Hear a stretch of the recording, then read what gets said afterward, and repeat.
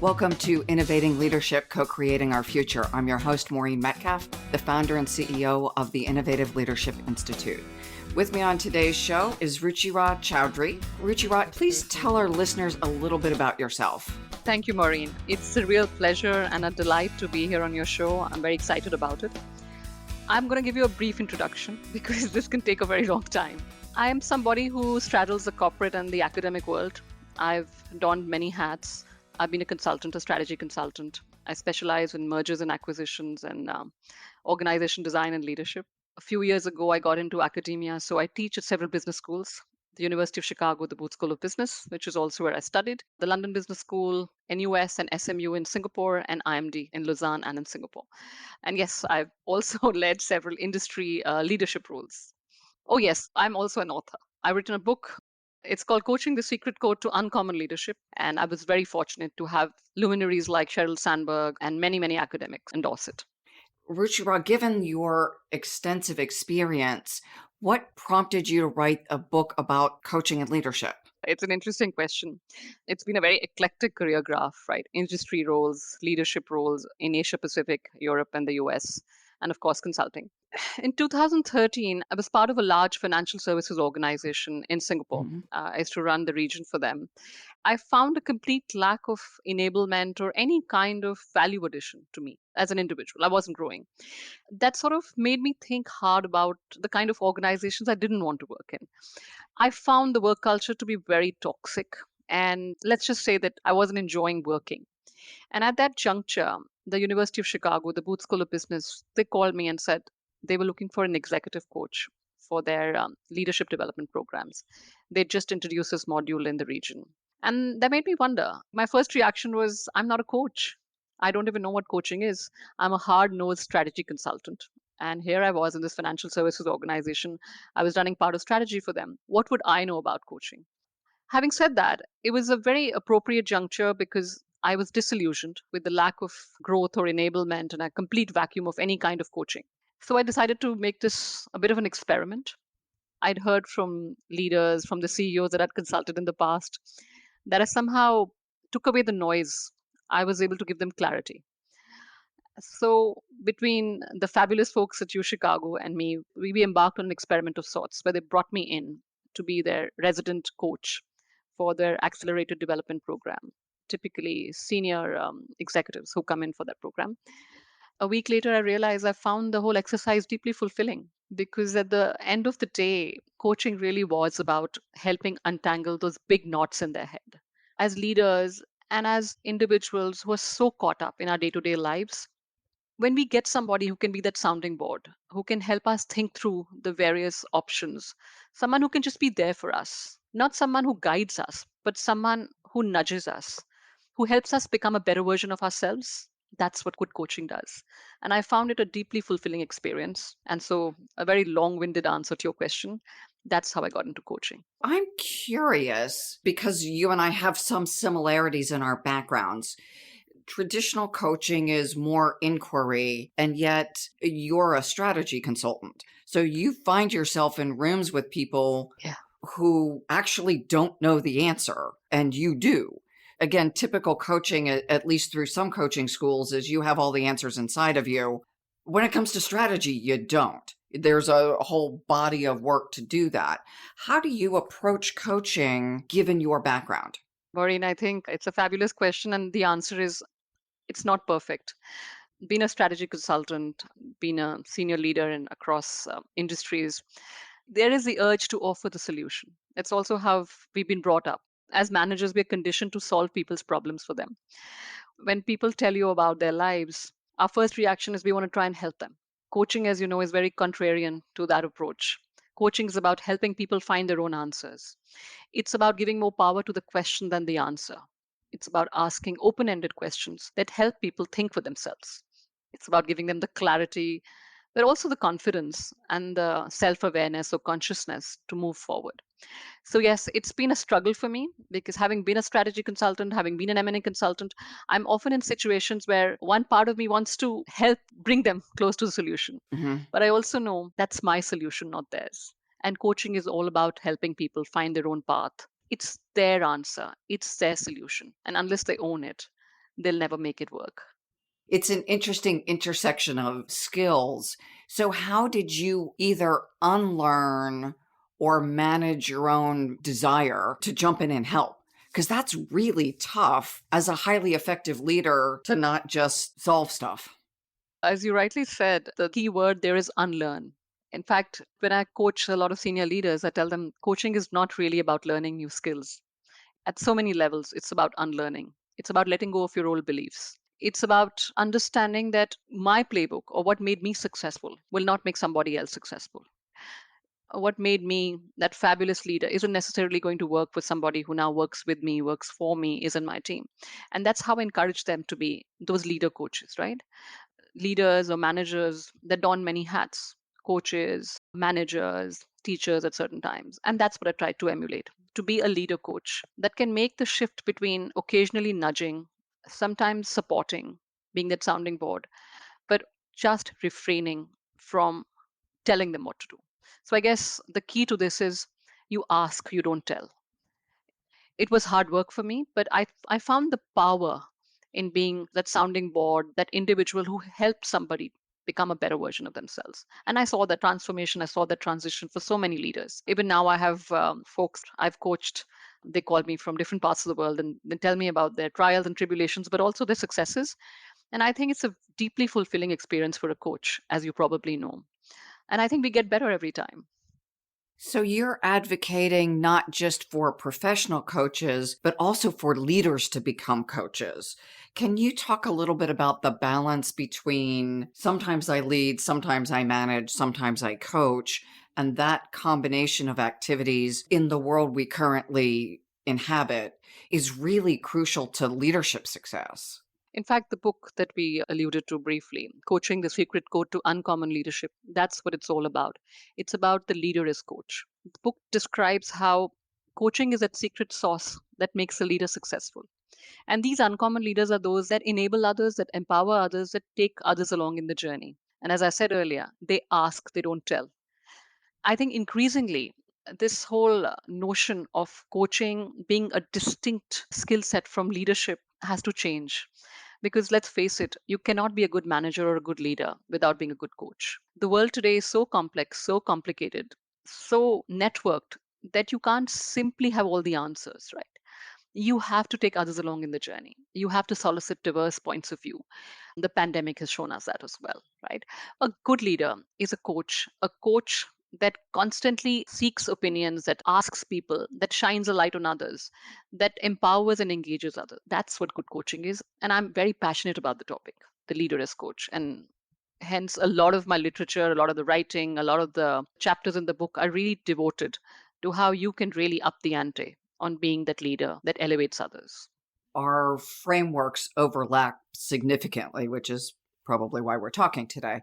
We talk about leadership as having qualities like inspiring followership, being innately collaborative, and highly reflective and authentic. That as the leader, I need to be engaging and inspiring people. And part of how I do that is by creating opportunities to have answers.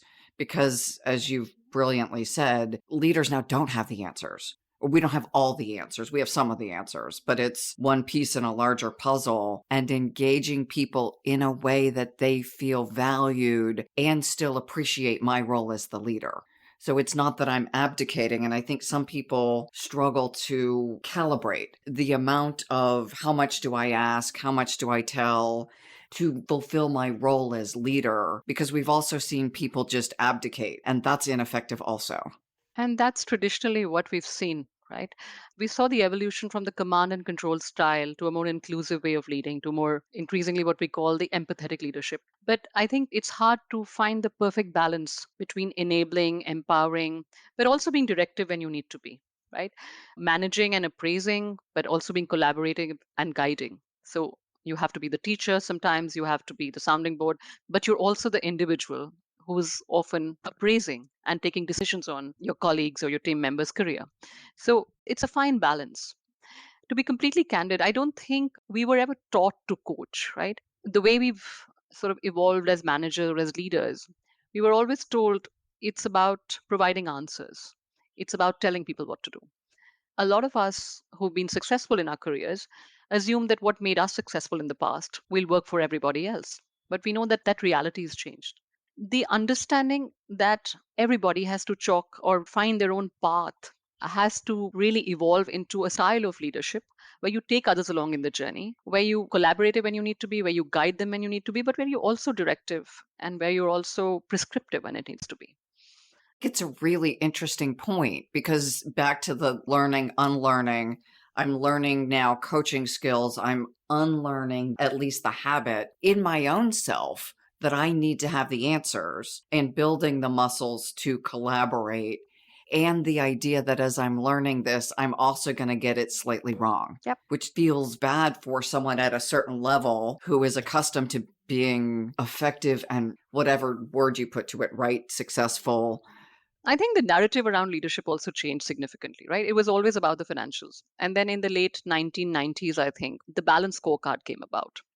And that sort of changed our thinking around it's not just about the financials. By the way, there are other things that feed into what makes a leader successful. There are internal processes, there's governance, there's culture, there is the customer, right? So if I'm looking at this balanced scorecard tool, which has clearly four quadrants: the financials, the customer, the processes or the internal learning systems, and your people.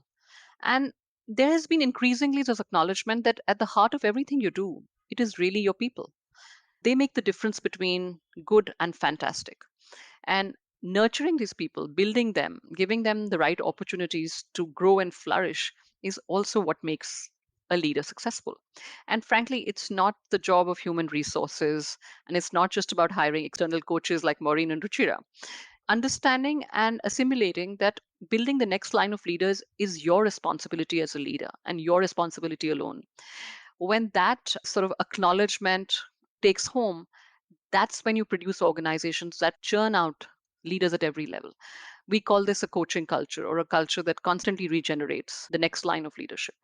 How do people, leaders in role, learn how to coach? Because we know, many of us go off to coaching programs and they're $10 to $30,000, and it's a significant time investment.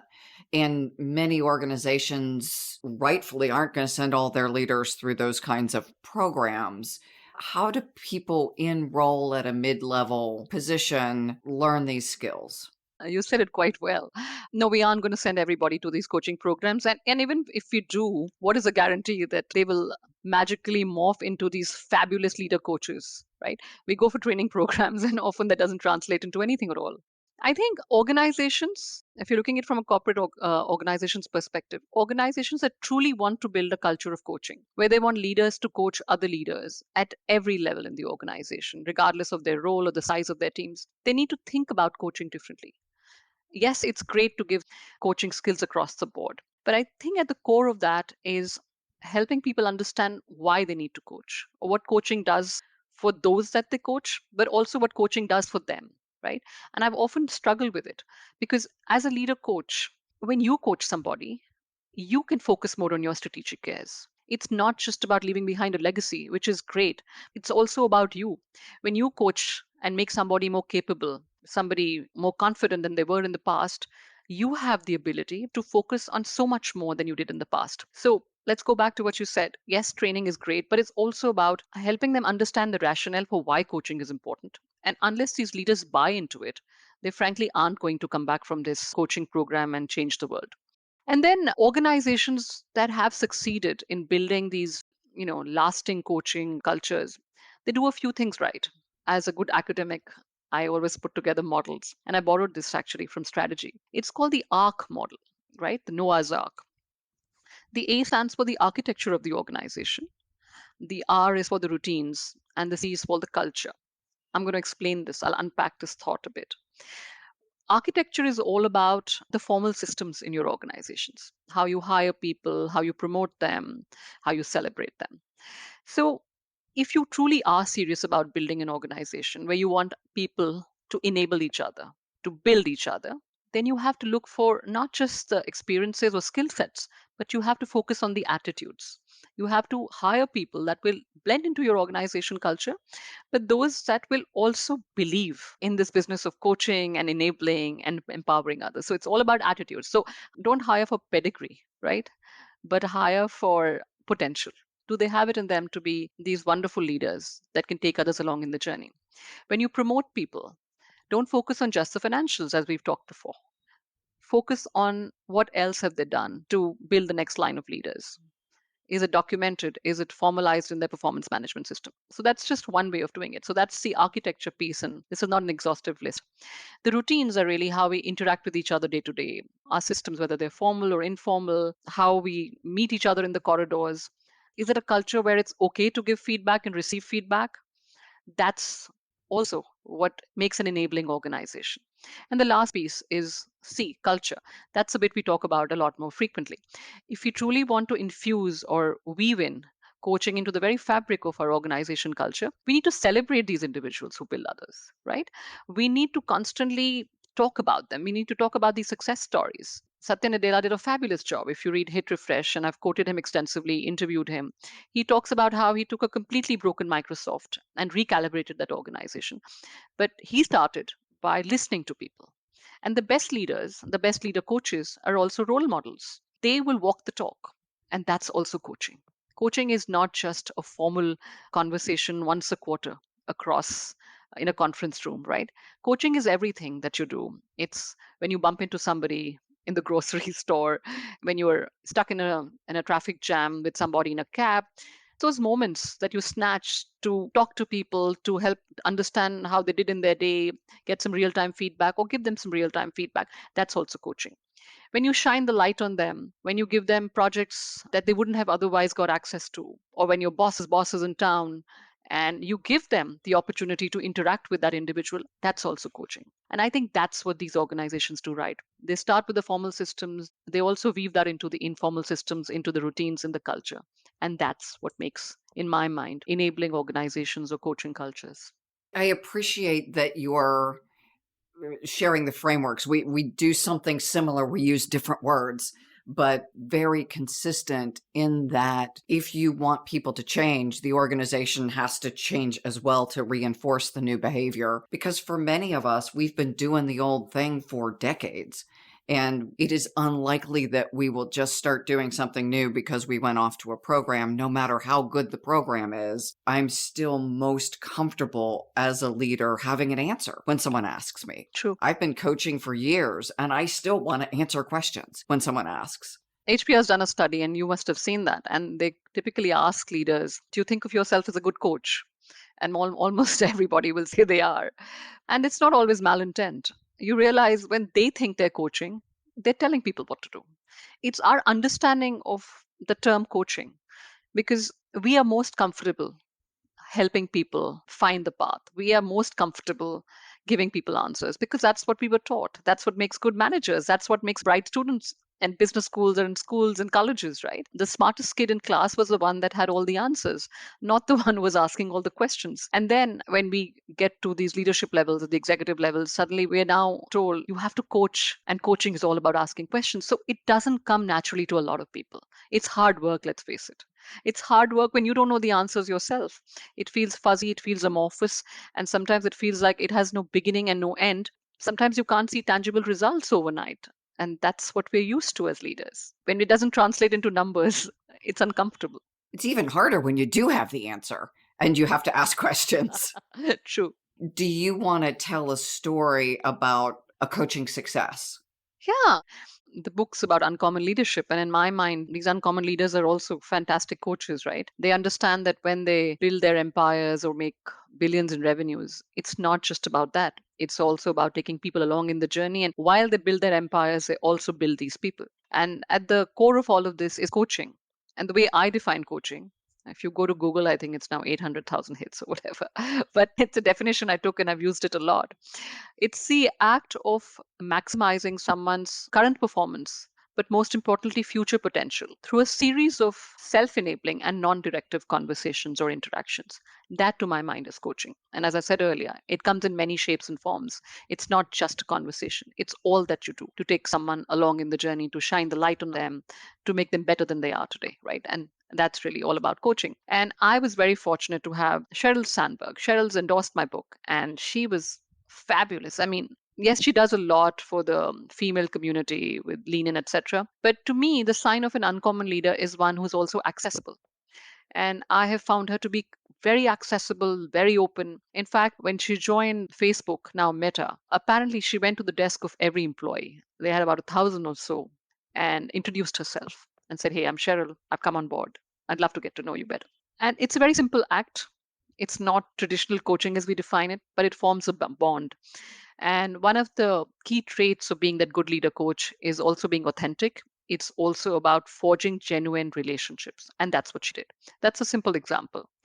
There's Satya Nadella, who I've talked a lot about in Microsoft, but to me, he embodied the quality of that fabulous role model. And he started his journey into Microsoft, which was a complete mess at that time, by listening to people. He spent a year along with Kathleen Hogan, his head of HR, and another senior leader whose name I forget. But they spent the entire year listening to different groups of people across geographies to understand the pain points. And then they replayed a lot of that. They listened to assimilate. Listen not to react, but to assimilate, as we call in our coaching jargon, active listening, and then came up with their ideas and their solutions. But those solutions were what they call flexible solutions, flexibility in a framework. So you had the ability to tweak it, revise it, do it. They're very proud of this framework that they put together. It's called the Coach Model Care Management Framework, where every employee, regardless of his or her level or the size of their teams, is expected to coach others, is expected to care for them. So empathy is a very big, big factor. And they have to model those value systems and they get appraised on it. There's fabulous examples all across, and these are the corporate examples, but you can look at sport, you can look at performing arts. You see some fantastic uncommon leader coaches everywhere. Thank you. It's really helpful to hear examples of people we know and have heard of. And I appreciate that you also wove in the architecture, relationships, and culture, and how Microsoft has built coaching into, as an example, their performance appraisals. And I assume they have some sort of balanced scorecard that looks at, yes, they look at financial results, and they also look at other stakeholders and how they're impacted. Absolutely. You wrote your book pre-COVID. How is coaching and this whole topic changing post the latest crisis? That's an interesting question because the book was all ready to go. A year of hard work. And for somebody who's very disorganized like me, I mean, it's strange, you can teach a class at a business school, but when it comes to writing a book that you've never done before, it was completely scattered. Anyways, I was all ready to go, and this was March 2020, and the world changed. And of course, Penguin wouldn't release the book because there was nobody to buy the book. The bookstores were shut, and Amazon wasn't going to deliver it. So the printing presses were shut. So we held on for 6 months, and then 8 months. And then finally, we said, we can't hold back forever. And then I looked at the book and I realized it was in so many ways outdated because I had spent a lot of time and energy stressing on the importance of face to face coaching. And the world as we knew it had completely changed. In my mind, coaching somebody through Zoom or virtually coaching didn't wasn't an option at that point, right? I had said as a leader, you really should be looking at doing face-to-face interactions so you can pick up the nuances. And so I went back to the drawing board and I said, as we move from a work from home to hopefully a hybrid reality, we really need to find that balance between taking people along through the virtual medium, but also when we're in person. And I think the key there is inclusivity. Those that are with you, in front of you, at your workplace, and those that are not with you. You have to treat them similarly. And when you use those constructs of coaching, pick the cues, right? Peter Drucker said, when you look out of the window, see what you can see, but also see what you can't see. So when you go through this virtual medium, there are people whose realities are different from yours, right?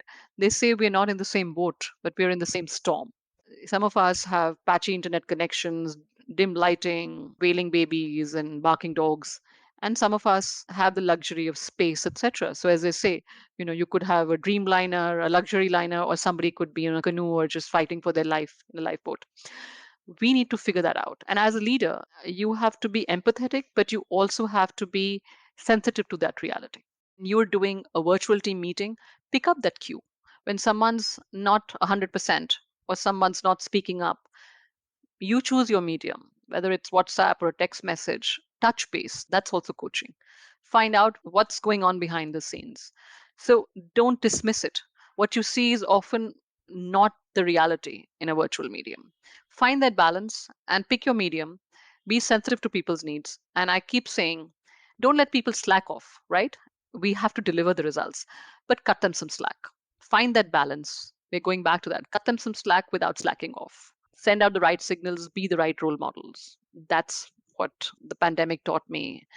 How a leader coach has to be even better at managing, appraising, collaborating, guiding. It's hard work. It was hard work to coach in the past. It's even harder now. But you have to. You have to embrace the reality and you have to be better for it. I really appreciate the distinctions you're making, that coaching isn't just that we're having a coaching meeting now, it's going to be an hour, and then we're going to go back to something else. That it is in fact woven through, especially as a leader coach, every interaction. So if someone is struggling during the pandemic, which pretty much everyone did on some axis, that the role of the leader to be empathetic and build relationship before focusing on business results was crucial. For people working remotely, because some people will continue to do so while others come back hybrid, ensuring that they are engaged and feel part of the team and feel empowered, that how they feel actually does matter, and that we're creating opportunities. Because I've seen some organizations say for those who aren't coming back to the office, they're just not going to get the same opportunities, while other organizations are saying these are the people delivering our results. We have to create opportunities for everyone and not disadvantage those who are either choosing or don't have a choice. If you are helping care for an aging parent, you may not have the option. And how wonderful that we can now hire the best talent anywhere and engage them. And yet that comes with a cost of dealing with a higher level of complexity. And as you're saying, leader, coach taking on just an expanded role. Absolutely. So many organizations now have a broad framework around how they want this hybrid workplace to function. Many of them are now insisting that you need to be at your workplace 2 days a week or 3 days a week. Now, my point is if that is a reality and that is what you've established, if somebody chooses to be in 5 days a week or somebody chooses to be in 2 days a week, you cannot differentiate between them because these are broad constructs. You have to take everybody along in the journey and you have to use technology to your advantage. You have to do the right things to ensure that you're inclusive as a leader and you continue to give those that are not with you the clarity, the confidence, the capability, and the consciousness or self awareness that they need to be better leaders every day. Those rules have to be common for everyone. Our lives are so much more complex than they used to be. That's what distinguishes a good leader from a fabulous one, or should I say, an uncommon one. And it seems like for a while it will be harder. Yes. And then we'll learn the new skills, and working remotely and working hybrid and doing all these things will just become how we do things. And we'll look back 5 years from now for many people and say, oh yeah, I'm not sure why that was a big deal. True. Absolutely. You have a whole chapter in your book on the difference between coaching men and women. Yeah. Can we go into that a little bit? Because it's an interesting topic. And specifically as a female leader, I don't want to be seen as, because I'm different, I'm less. Yeah. I'm just different. Yeah, in fact, it was a bit controversial when I chose to craft the chapter which said enabling women leaders. My professor, mentor, he said, why should it be any different? It's all about merit. And my editor was in a bit of a flap and he said, this is digressing from the larger topic. But I wanted to unpack the thought and I wanted to elucidate it. This is going to be a slightly longer answer, so you'll have to bear with me. Yeah. I've built many frameworks, but at the core of what the book is about coaching outcomes. When you coach somebody, what should the individual expect to gain? What should the key coaching outcomes look like? And honestly, I looked everywhere. I looked at human resource journals, I looked at coaching websites, I looked at a lot of research and data, and I couldn't find the answer. And for someone who's crafting or writing a book on the leader as coach, what makes you an uncommon leader, I found that interesting that I couldn't truly articulate this entire value proposition of what coaching does for you. But I found the answer in a very unlikely place. My son was watching the Kung Fu Panda. I think he's devoured it in multiples of 10 or something, and I never clearly watch it. The mother's too busy strutting around doing work. And in this instance, I did. And I realized the answer, it's all around us. We can derive so many lessons from the arts, the visual medium, the performing arts, sport, and we can marry that into our corporate lives, right? This helped me build what I thought was a fairly simplistic framework. What does coaching do for you? When you coach somebody, what can they achieve? One, capability. It's called the four cornerstones of coaching. Capability. Clearly, when you coach somebody, you want them to be better at what they're doing tomorrow than they are today. That basically is all about unleashing those reservoirs of creativity, making them more innovative, and also in many ways helping them, assemble their own career ladder, telling them that it's okay not to follow a vertical path, that your ladder or the lack of it could be a bunch of squiggly lines. You don't have to go from one rung to another. You could go up and down and have squiggly lines, right? And that's the whole capability piece. The second cornerstones of coaching are about clarity. A lot of the leaders that I interviewed for the book said in their mind, this was perhaps what they got most out of coaching, right? It gave them a clearer direction to go forward.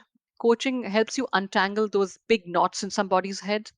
And what you really do when you do that is you help them form distinct patterns. So they're able to see the future or their current challenges and trials and tribulations a lot more clearly. So that's clarity. The third piece is consciousness, and that's really another word for self awareness. Knowing what you're great at, knowing what you're good at, but also understanding that there are things that you aren't good at and you really need to do better. It's like holding up a mirror to somebody. But the last piece is confidence. Confidence is not just about how good you look or how you feel, it's about self belief. The reason I spent time telling you about the four cornerstones model is when I started crafting this chapter, in my mind, I felt men and women need to be coached exactly the same way. The destination is the same. It's about being better. It's about being a better version of yourself. It's about being more capable, having more clarity, having more confidence, and more consciousness. But for our women leaders, we truly need to focus on this confidence factor a lot more. So the destination is the same, but the path to getting there could be a little more customized. There is so much research telling us that it's not the competence or capability that often holds us back as women.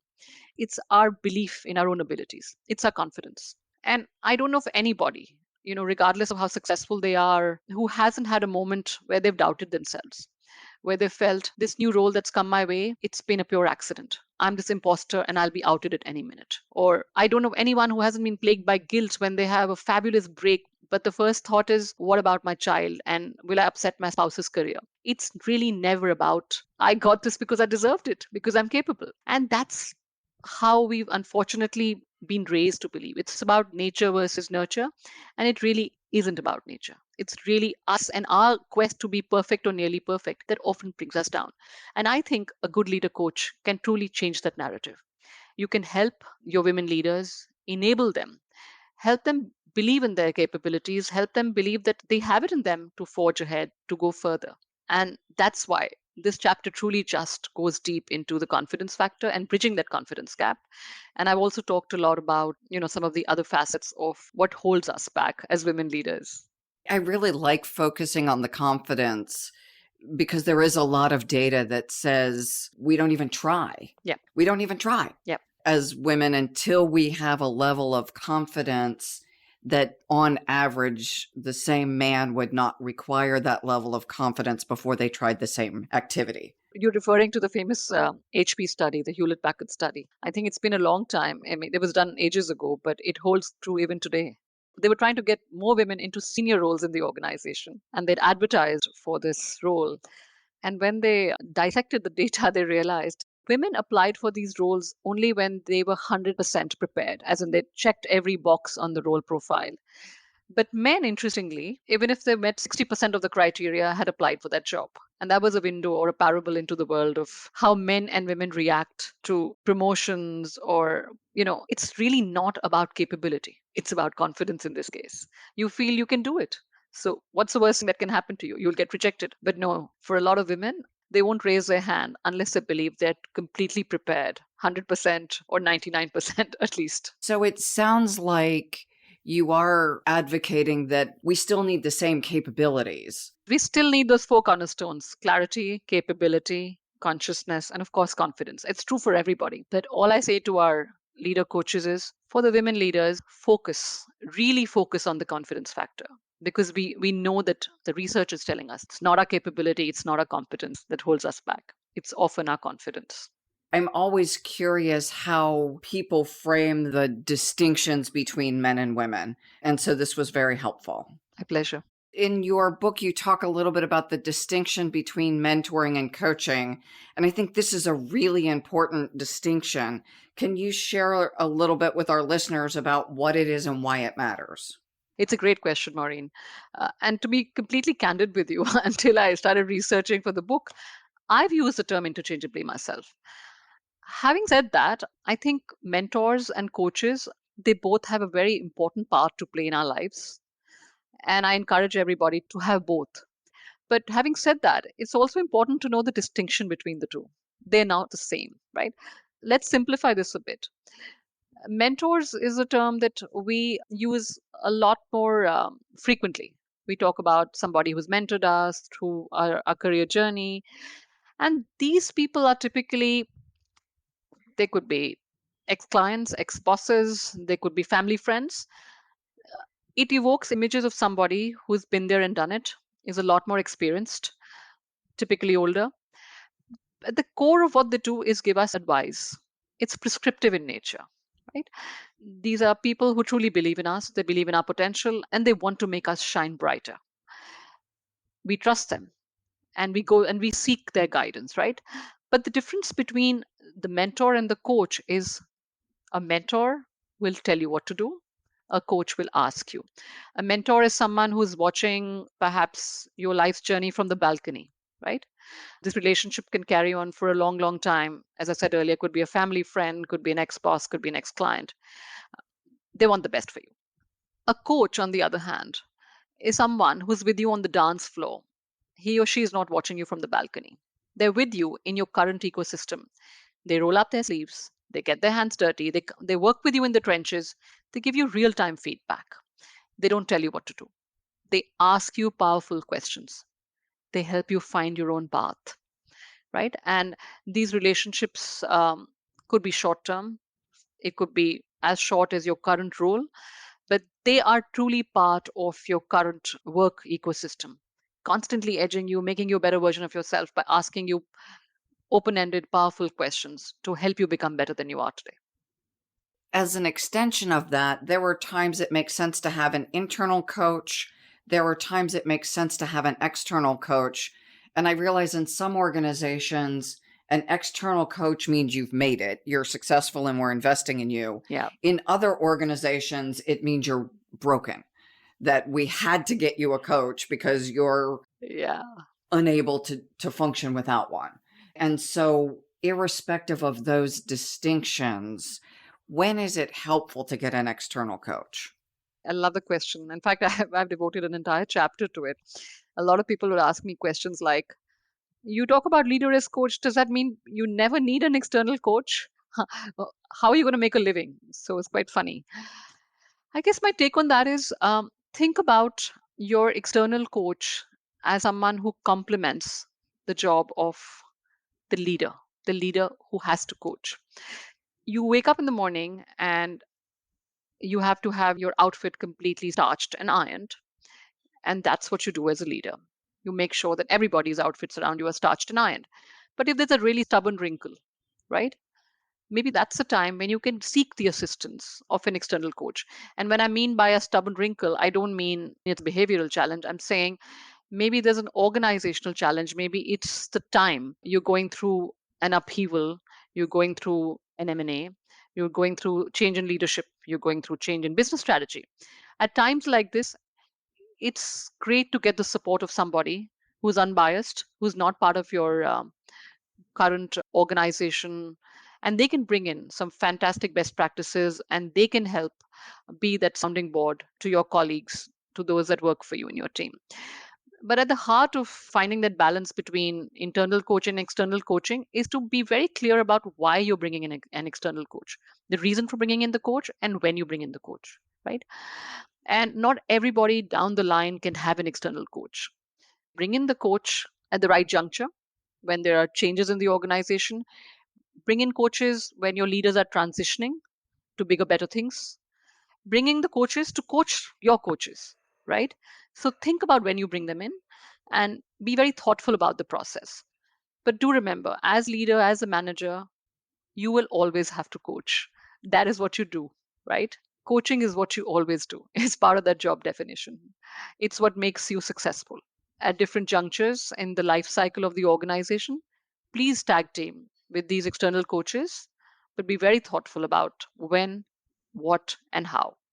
I'm often called in as people are getting prepared for promotion, and it's occasionally an issue of time. The boss doesn't necessarily have time to invest in all of the things the person needs to prepare, and people are often comfortable showing their sensitivities or the areas they're just not as strong Yeah, with someone external, because there is a risk of letting your boss know what you're not good at.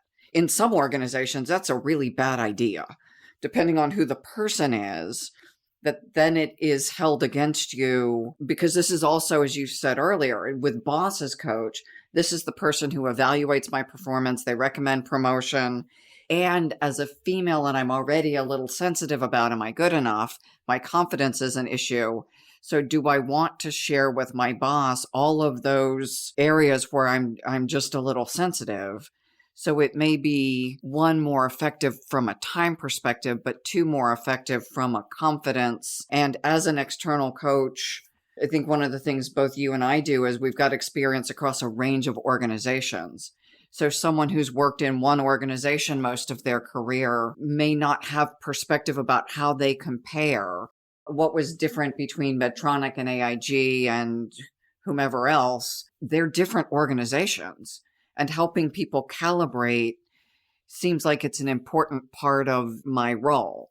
That to move to the next level, this is what CHROs look like across 10 different organizations. Here are the levers in your current organization, but here are the levers if you want to be best in class across your industry or across your functional area. agree. Can't agree more. I think you articulated that beautifully. And I think that's when people like Ruchira and Maureen come in, and that's where we add the most value, really. Where else do you add great value? Because I'm imagining hiring you as a coach personally would be really helpful. And this isn't the sales pitch, this is just talking about you specifically and also about where a coach, because the other one for me is working with senior executives who, again, may not have someone in the organization who is equipped to coach them. Yeah. The CEO may be external facing fairly often. Yeah. Again, you may not want to expose your deficiencies to the board. Well, they do say, and I think it rings true, it is very lonely at the top. And while we talk about the leader as a coach, some of the most lonely executives are those that run regions or countries because they get very little feedback, very minuscule feedback from their bosses. I've had very candid discussions. It's in the book as well. This gentleman who runs the investment bank, he was very candid with me and he said, when I'm at this level of seniority, the assumption is I know everything there is to know, which is not true because the learning never ceases, right? You have to grow at every level.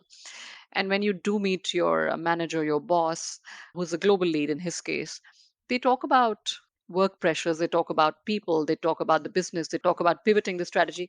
They very rarely talk about matters that concern him. At times like this, I truly think a coach is a fantastic addition, an external coach in this case, because it's a pyramid, right? And as you climb this traditional corporate ladder, the feedback loop gets smaller and narrower and narrower. So that's one place where we add value. The second is for a lot of us who've had fairly eclectic corporate careers, I think we're in a better position to assimilate and understand the trials and tribulations of a leader, right? Because we've been there and we've done that. So we're in a much better position to appreciate what they're going through. And as you said earlier, we're able to sort of bring in some learnings from different industries and also ideas and suggestions of how other leaders have done it right. We don't often tell them, but sometimes we nudge them in that direction. One of the things that I do is I also get my coachees at some point to meet each other. They just do peer to peer coaching if they'd like to. And I found that to be very valuable. Not everybody's open to it, but when they are, it's something I'm very happy to do so that they can get to know each other better. So I think in a variety of ways, there is a case for having external coaches. And I said earlier, you have to be very thoughtful about when you bring them in. They add huge value, but they come in for short bursts of times, right? They come in, they help you solve for something, but you, the leader, for you, it's a continuum. That's what you do every single day. And you take people along in the journey, you enable them, you empower them, and you elevate them to be better than they are. We've talked a lot about what we do as coaches. Now let's shift into the chair that the coachee's sitting in. I'm coming in to get coaching, and I want to make sure that this is an exceptional experience because I'm investing time and money to be in this relationship. How do I make sure I'm a good coachee so that I get the best results? Excellent question. And I think there are two parts to it. First, how do you select the right coach for yourself? I've often thought about this because organizations, I almost feel that sometimes the coachee doesn't have a choice in the matter, which is all wrong. Because to me, this relationship, the bedrock, the reservoir has to be about trust. And you can't trust somebody unless you respect them and unless you like them. So I often tell organizations when it's a corporate mandate, let the coachee, as you described, spend some time with this proposed coach and decide for himself or herself if there's chemistry. That's the first rule of starting this relationship on the right foot, right? You both have to respect each other, you both have to like each other, and from there you go forward. So, first things first, chemistry. The second is be clear about your coaching outcomes, right? If you're reluctant or you feel that you know it all, getting coached is going to be hard work for you. Coaching is also about, as you said right at the start, it's about not learning, it's about unlearning your ways of working, your fixed beliefs, and your old ideas. That's what coaching is all about, right? It's about taking you out of your comfort zone and making you do things that you didn't think you were capable of. So it's also about your mindset, and you have to spend that time, you have to pause and reflect and ask yourself, am I ready to change? Because coaching is not all warm and fuzzy and encouraging and loving. It also is about tough love. When you take on the mandate or the mantle to make somebody better than they are, and when you want them to shine brighter, you often give them feedback. You often hold up a mirror to them. And sometimes you don't like what you see in the mirror. You have to be prepared for it. Every coach has a different style. Some are more nurturing, some are more straightforward. But at the heart of all of that, their only objective is to make the coachee become better than they are today, right? So you have to be cognizant of that reality. And the third thing is you have to leave your ego at the door, which is closely linked to the other point. As a coachee, if you truly want to make this relationship succeed, do three things. One, check out your coach, be happy. If there's chemistry, if you trust the person, if you like the person, go for it. Two, approach this relationship with an open mind. Reflect, pause, ask yourself if you're ready. If you're ready to get coached, which means unlearning, which means facing some home truths and sometimes doing things that you're uncomfortable with. And yes, you have to leave your ego at the door. That's what you can do to make this relationship more successful. Thank you. I think that's really helpful. The other one for me is doing the practices between sessions. So I think of so many of us, myself included, I'm running from meeting to meeting. And there are days I don't build time in my schedule to slow down and prep for the next meeting. It's just literally Zoom, Zoom, Zoom, bathroom maybe, get a cup of coffee, back on the next Zoom. And we as leaders need to build in that reflection time, which I realize is way easier said than done with crazy schedules. And that's how we make the changes. So, back to if I'm doing this to be better, I'm working with a chief revenue officer now, and he gives me assignments. And usually it's the night before that I'm doing the assignment. Sometimes I'd like to just skip the meetings, not because he's not great, but because it's hard. I have to do stuff that I'm not good at. When I'm busy, I just don't want to. So I'm wondering for some of our listeners, it's really hard work to be different and better, even if it's rewarding. It's not just showing up to a conversation with my coach. It's then thinking and shifting either my behavior or all the way fundamentally to my meaning making. How did I see that thing? You asked me a brilliant question, and that gets me to see something differently. And then that's the golden thread that unravels the whole darn thing.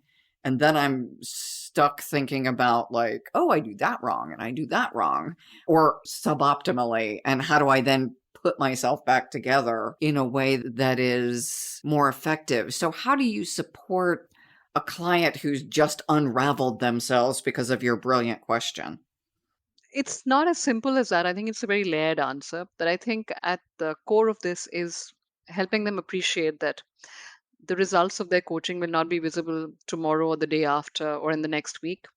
It's to have this firm belief that it's this incremental effort that will get them towards their destination. They will never know the exact moment where they've morphed into being a better leader or even a brilliant leader. It just happens. It happens, but you have to keep at it, right? You have to keep doing the right things every day. It's like when you get onto this weight loss journey, or you have to be consistent, and that's the key to doing it. And one day it will just happen. But the belief and the self confidence that you have it in you to become better than you are today, to become more capable, to become more self aware or conscious, as I call it, and clearly have the clarity to go on and do bigger, better things. I think that's the key. And in many ways, I think we, the coaches, we have a big responsibility to constantly encourage, to constantly tell them that they're on the right track and they have to keep doing what they're doing every single day in their own little ways to get to that destination where the ultimate aim is really to shine even brighter and soar even higher as a leader. So I want to end on that note because that is the goal. That's all of our goal, to help our clients and ourselves to shine brighter. And it is a daily practice. And as I'm going through it right now with our team, it shows up in my dreams. It shows up everywhere. I wake up having these not very peaceful dreams because I've unraveled something. So I appreciate the reassurance that over time I'm Humpty Dumpty and I get to get put back together again in a way that you don't see all the glue and seams, but that I'll actually Yeah. be better.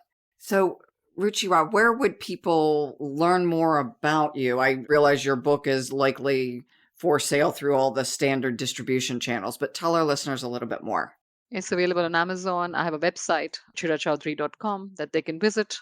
The book links are there, but there's also a bunch of articles and tools that they can explore to know more about my own thinking and my philosophy. I also teach this class, Leader as Coach, at several business schools. So a lot of the literature is there as well. And yes, I'm available on social media. I'm on LinkedIn. I'm everywhere. So please feel free to stay in touch with me, write to me, and happy to answer any queries that you may have. Beautiful. So would you spell your name so that when they go to yourname.com, they can find you? It's Ruchira, Ruchira Chaudhary,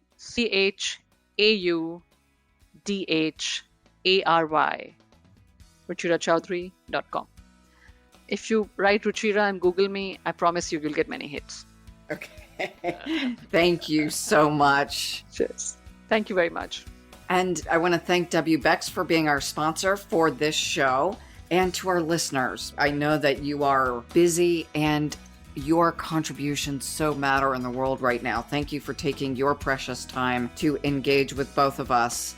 And please come back, listen, like, and share our podcast. Thank you very much for inviting me. It was a real privilege and a pleasure.